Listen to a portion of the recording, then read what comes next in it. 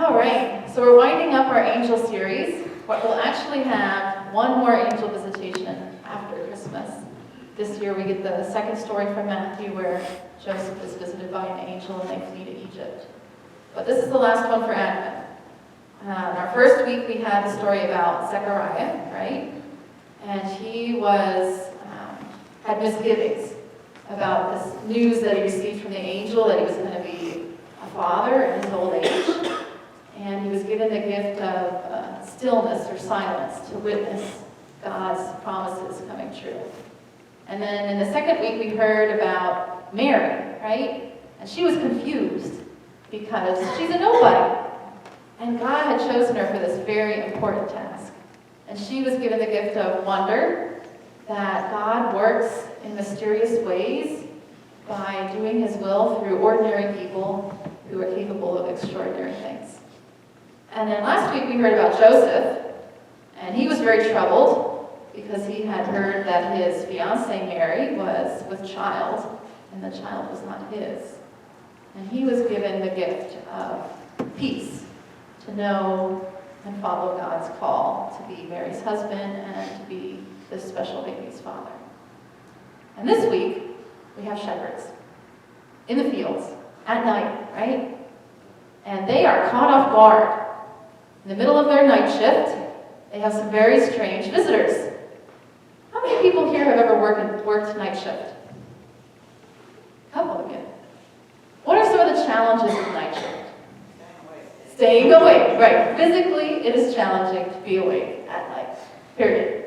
What are some other challenges if you work night shift for a long time?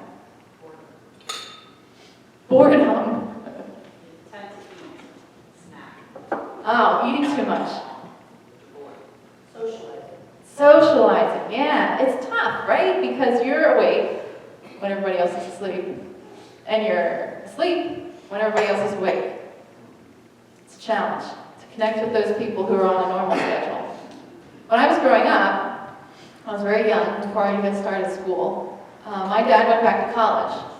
He was a stonemason when I was first born, and then he decided to be a nurse. A little bit of a transition there.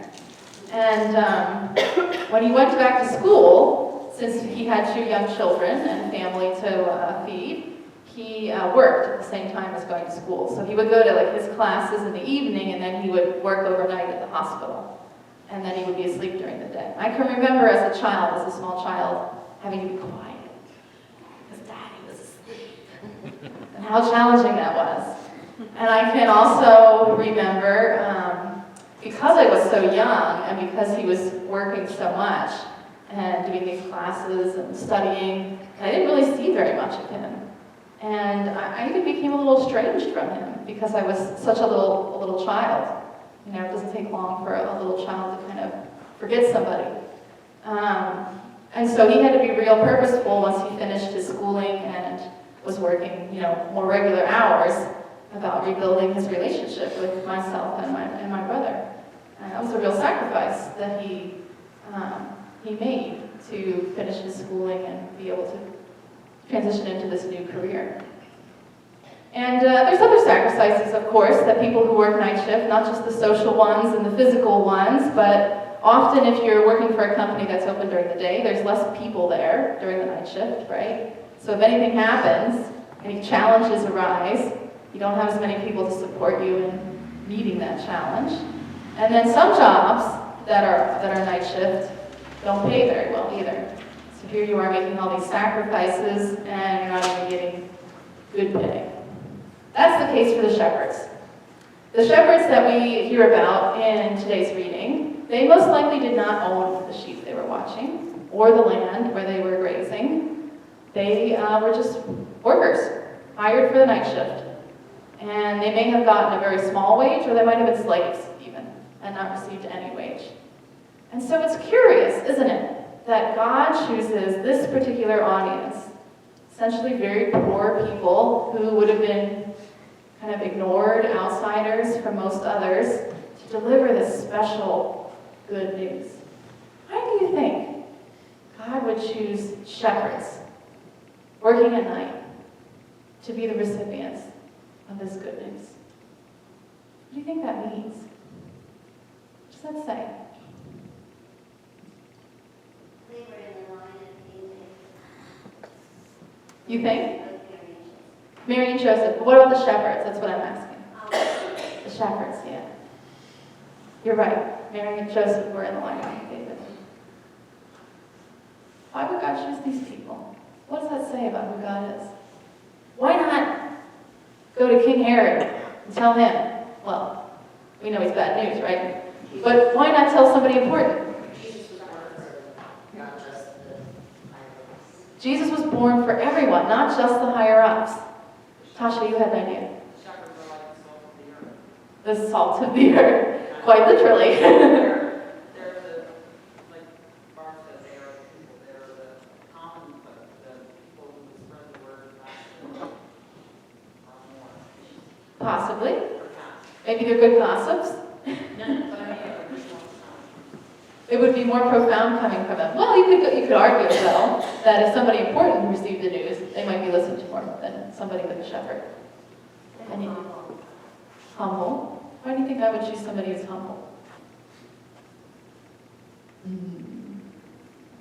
I think because he does use ordinary people to do extraordinary things, and I think the shepherds were just nobodies, and so it was something, and they didn't call attention to themselves in carrying out what God was asking them to do. Where someone like higher up may have said, look at me, God's chosen me. Right. Shepherds just kind of did what they were instructed to do. So they might have been more humble in how they delivered the message and taking less credit. But I think, too, we want to think about the fact that God specifically chooses people who are nobodies. It doesn't just happen to be that those are the only people available, but that this is specifically who he goes to and delivers this message. That in Luke's gospel particularly, God has special attention for those who are vulnerable and for those who are outsiders and for those who are lesser than. And we see this right from the beginning with the shepherds and with Mary, right? With Mary, who was a nobody.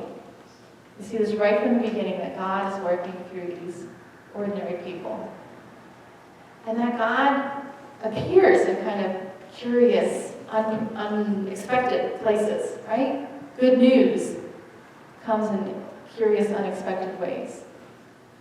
I was thinking of this in terms of some of the best news that I ever received in my life was when I was really sick for a while as a teenager. And for a long time, I was going to all different specialists, doing different tests, and nobody knew what was wrong. And it was actually around this time of year, it was after Christmas, that I received the good news that I had a condition that was diagnosable and had treatment. It was a little bit scary news, too, because it involved my brain and my spine, and I would have to have surgery on both of those areas of my body. But I was just so ecstatic that we knew what it was, and there was something to be done, that I didn't even really think twice about the fact that the surgery could be dangerous, or that my parents might not be as ecstatic about having their little girl undergo something so extreme. But sometimes good news comes to us in really dark places. I mean, literally dark for the shepherds, right? At night. And we have to keep our eyes open for that. Because God can appear, and does, throughout Scripture in really unlikely places. And so my invitation for you this week is to keep your eyes open. Sometimes the trials of life, the bad news that we hear on the television, can kind of close our eyes and our ears to the good things that are happening. So this week I invite you to open your eyes to where good news is coming to you in your life.